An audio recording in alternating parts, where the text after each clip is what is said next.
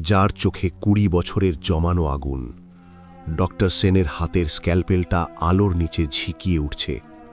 ঘড়ির কাঁটা এখন ৩:১৩, আর মাত্র ১২০ সেকেন্ড।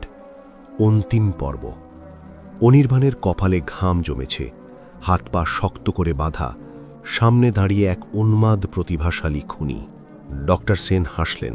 সেই হাসিতে কোনো আনন্দ নেই, আছে এক বুক যন্ত্রণা। অনির্বাণ, সময় ফুরিয়ে আসছে। তুমি তো আইনের রক্ষক। আজ দেখব তোমার আইন বড় নাকি মানুষের প্রাণ।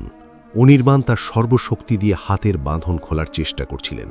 হঠাৎ তার নজরে এলো ডক্টর সেনের টেবিলের উপর রাখা একটা ছোট কাঁচের শিশি।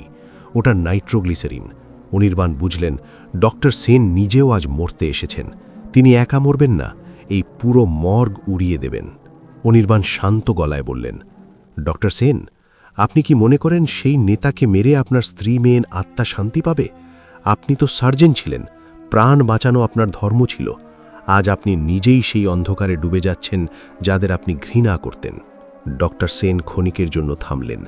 তার হাতটা সামান্য কাঁপল। ওরা আমার সব কেড়ে নিয়েছিল অনির্বাণ, সব। আমি জানি, কিন্তু আপনার মেয়ে কি চাইতো? তার বাবা একজন খুনি হোক। আপনি যে আজ এই রিমোটের খেলা খেলছেন, সেটা তো সেই রাজনীতিরই অংশ হয়ে গেল।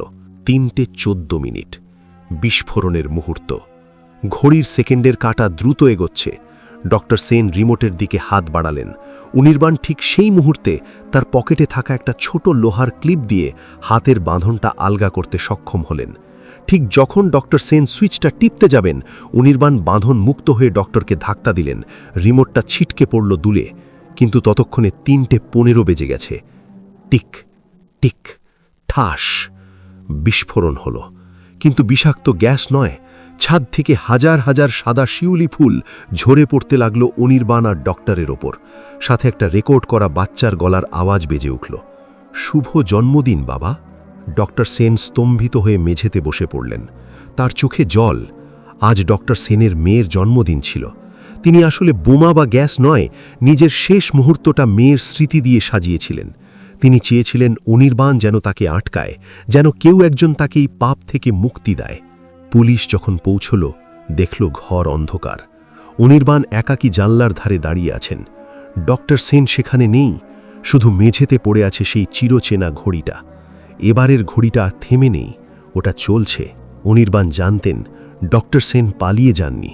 তিনি মর্গ থেকে বেরিয়ে গঙ্গার কুয়াশায় মিশে গেছেন। হয়তো এবার তিনি সত্যিই শান্তি খুঁজে পাবেন।